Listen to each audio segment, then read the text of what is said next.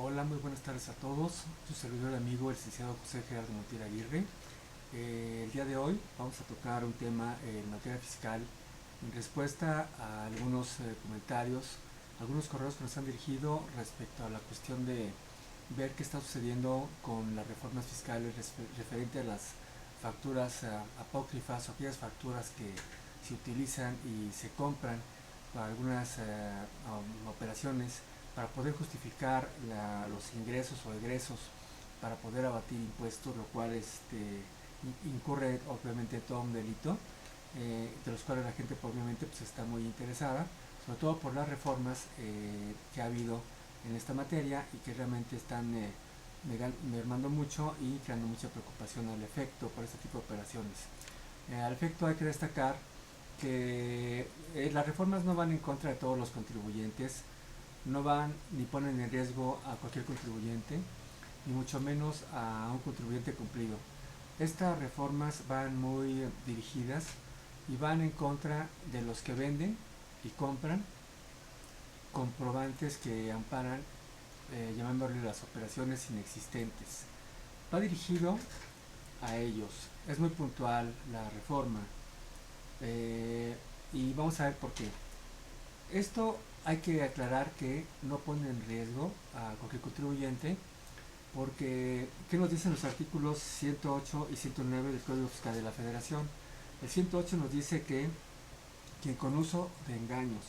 aprovechamientos de errores, omita total o parcialmente el pago de alguna contribución, está incurriendo en defraudación fiscal. Entonces, el simple no pago de impuestos, que es lo que no hay que confundir,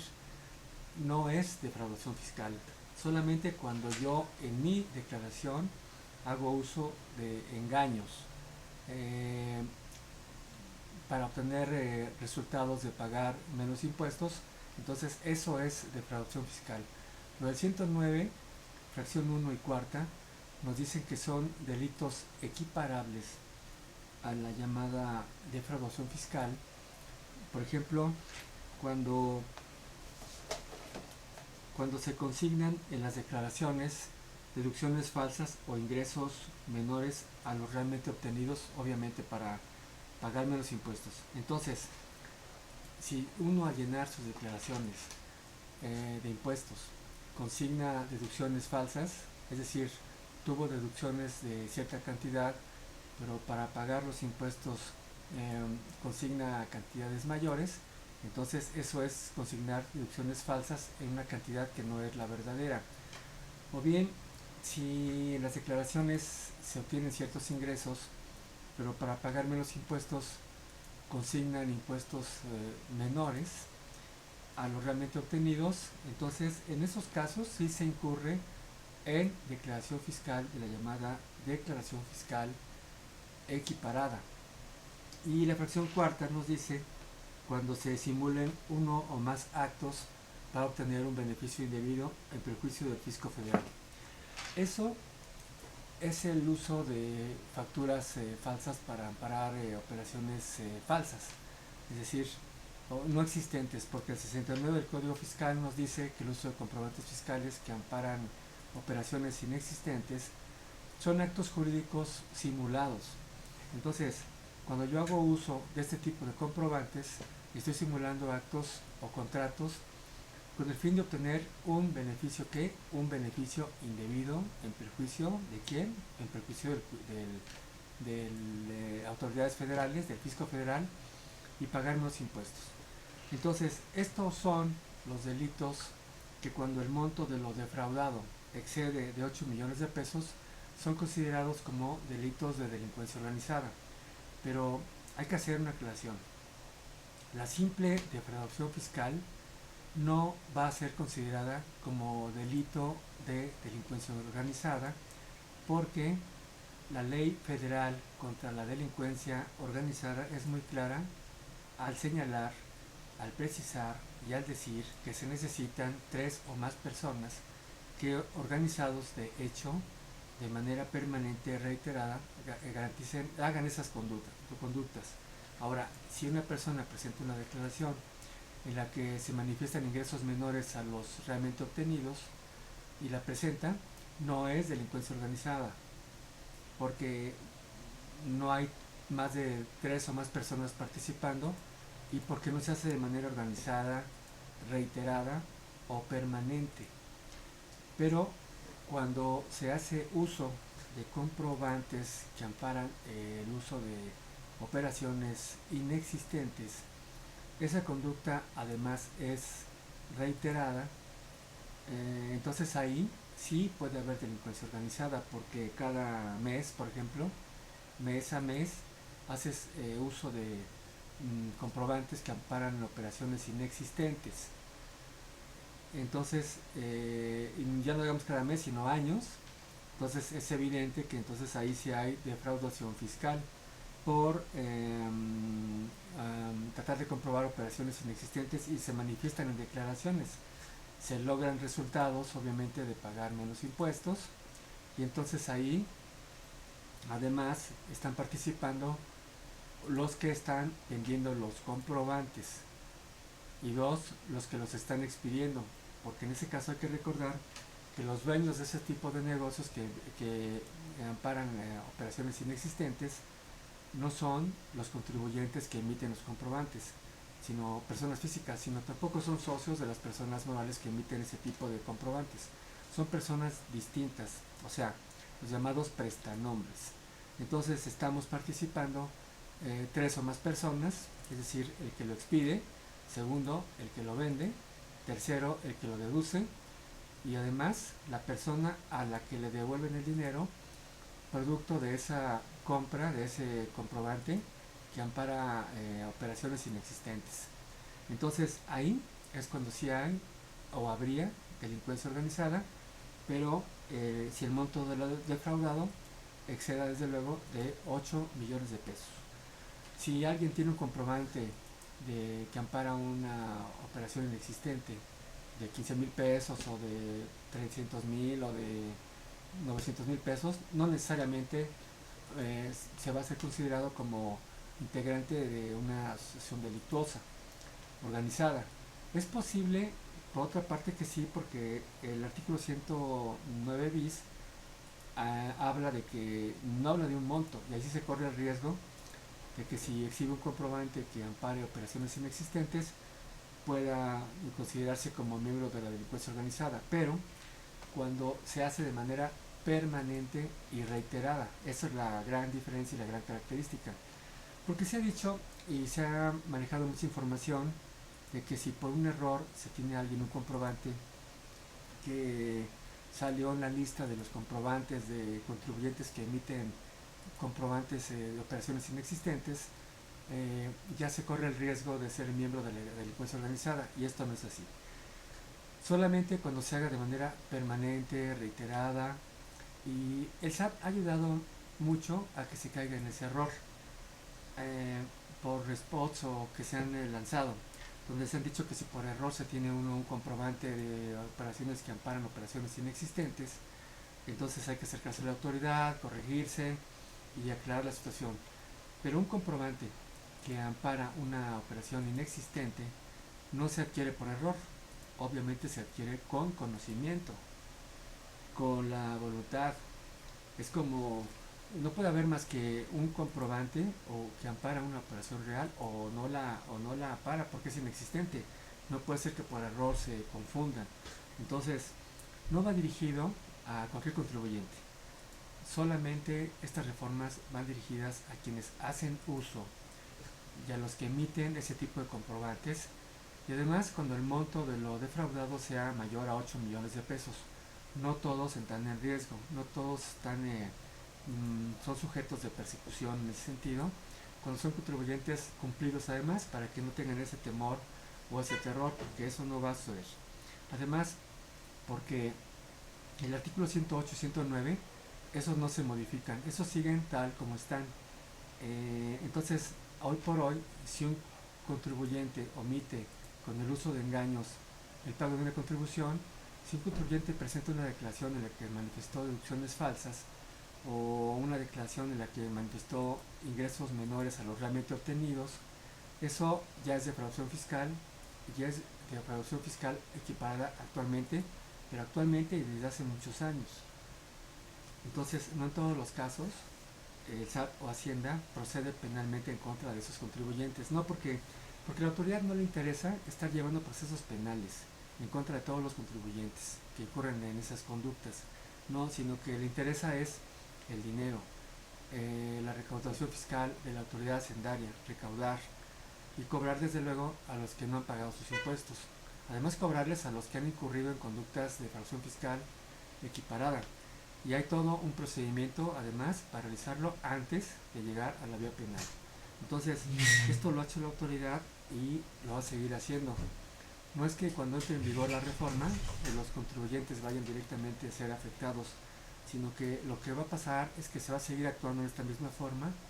y solo en casos excepcionales, solo en casos ejemplificativos. Por ejemplo, se ha dicho por parte de la autoridad que se va a ir en contra de los cárteles de los que fabrican facturas y lo están diciendo y además lo van a poder hacer con esa reforma que ya incluso se puede hacer, pero quieren reforzar las herramientas que la ley les da para poder hacerlo con mayor contundencia y la reforma va muy bien dirigida para que no se espanten todo el mundo de los contribuyentes, sino que también se atiende el temor de que esas reformas, porque desafortunadamente hay muchos contribuyentes que hacen uso de comprobantes que amparan operaciones inexistentes, por cualquier motivo, por desconocimiento, porque no se es experto el contribuyente, y el que le vende ese tipo de comprobantes pues se ostenta como fiscalista o como conocedor de la materia, conocedor del tema, y lo único que hace es vendiendo un engaño y una estafa. Por eso, cuando el contribuyente cae en ese engaño y hace uso de esos comprobantes, está colocado en esa situación. Pero el contribuyente que cumple, que no incurre en ese tipo de conductas de manera reiterada ni permanente, entonces no corre ese tipo de riesgos. Sí corregir su situación fiscal, porque esos artículos no quedaron reformados, y la autoridad sí puede ir en contra de cualquier persona que trate de evadir al fisco, pero así como el día de hoy no lo hace, o más bien lo hace en menores medidas, porque ya vemos no le interesa meter a la cárcel a todo el mundo, sino más bien que paguen, y lo va a seguir haciendo. Cuando detecta que hay quien realiza estas conductas de manera reiterada, de manera habitual, y sobre todo con montos muy elevados, entonces ahí sí, desde luego va a utilizar esas herramientas legales que va a tener cuando se apruebe esta reforma, que desde luego seguramente se va a aprobar, porque estas autoridades han manifestado que no se van a aumentar impuestos, pero sí se van a eficientar la recaudación fiscal, sí se va a hacer el combate a la defraudación fiscal. ¿Y dónde está la defraudación fiscal? Pues precisamente en el uso de comprobantes que amparan ingresos que no son mayores o menores para efectos de ser deducibles y aplicarlos a los impuestos para tratar de lograr pagar menos. Entonces, sí se van a aprobar esas reformas, pero de hecho no opera para todo el mundo, sino para esos contribuyentes habituados a ese tipo de defraudaciones fiscales. Entonces, la única manera de lograr que no nos afecten estas reformas es poniendo orden en nuestra situación fiscal. Un contribuyente cumplido pues jamás va a correr el riesgo de ser considerado un miembro de la delincuencia organizada. Un contribuyente que tiene algunos errores o si las corrige antes de que entren en vigor esas reformas, pues no puede tener absolutamente ningún riesgo de ser afectado por esas reformas. El contribuyente que, aun cuando sepa que esas reformas van a entrar en vigor y aun cuando sabe que estas reformas ya están vigentes, medidas para que las autoridades combatan esas conductas ilícitas y continúe realizándolas y no las corrija, pues en ese contribuyente sí puede correr riesgos de ser considerado miembro de la delincuencia organizada y que no se le dé permiso de utilizar los llamados acuerdos reparatorios. Criterio de oportunidad no es otra cosa más que analizar qué es el criterio de oportunidad. Adicionar este criterio de oportunidad para delitos fiscales es un acuerdo de la Fiscalía General de la República en la que se dice que los criterios de oportunidad no proceden tratándose de delitos fiscales. Con la reforma sí van a proceder los criterios de oportunidades en tratándose de delitos fiscales. Esto porque el objetivo es llegar al beneficiario final, es decir, esto es una prueba más de que la reforma va dirigida a los que hacen usos de comprobantes fiscales que amparan operaciones inexistentes de manera reiterada, sobre todo de quienes los emiten, de quienes los venden, porque quienes los venden hacen uso de prestanombres que son quienes los emiten para que su nombre no aparezca, pensando que por eso van a tener problemas. Pero el propósito de esa reforma es que cuando tengamos una persona que ha expedido, que ha emitido comprobantes de fiscales que amparan operaciones inexistentes, como sabemos que esa persona es un prestanombres, entonces hay que aplicar un criterio de oportunidad. Es decir, no se va a proceder penalmente contra la persona si la persona dice quién es el verdadero dueño del negocio, quién es el beneficiario final. Entonces ese prestanombres que se encuentra en 50 razones sociales o 100 y que le dieron 10,000 pesos o lo que sea a cambio de una identificación y por eso lo dieron de alta y por eso se emiten comprobantes fiscales, si esa persona dice quién es la persona que lo utilizó para realizar estas conductas, de emitir comprobantes de operaciones inexistentes, de esa manera llegar precisamente a la raíz y de esa manera pues esa persona pues ya no le hacen absolutamente nada. Entonces, esta es una prueba más y es una muestra más de que estas reformas van dirigidas en contra de las personas que venden, emiten comprobantes que amparan operaciones inexistentes. Esto se ha dicho ya abiertamente por la autoridad y al hacer este análisis nos podemos dar cuenta de que esto no va en contra de cualquier contribuyente, no va en contra de cualquier defraudador fiscal de cantidades menores, sino que va a ir muy dirigido a este tipo de personas que tienen estos hábitos sobre cantidades mayúsculas para cometer fraude al fisco. Hasta aquí vamos a dejar esta plática de hoy con estas cápsulas, destacando que nuestros teléfonos aparecen en el correo, inclusive que también aparece en esta cápsula, a efecto de poder dilucidar y sobre todo prevenir con este tipo de pláticas y sugerencias este tipo y gama de este mundo, en este caso de materia fiscal, que tiene muchos detalles y de los cuales el único propósito es precisamente poder prevenir y poder realizar las operaciones de forma correcta para no caer en este tipo de situaciones que luego el día de mañana pues, pueden complicar mucho las cosas. Hasta aquí, dándole las gracias a todos ustedes, desde luego enfatizando con las demás cápsulas que vamos a tratar sobre las cuestiones de materia predial y materia de derecho familiar y otro tipo de situaciones para efecto de crear la cultura jurídica y sobre todo prevenir todo tipo de conflictos en la mayoría de lo que se pueda con este tipo de ideas, con este tipo de filosofías y de ecos de otros especialistas, sobre todo en materia fiscal,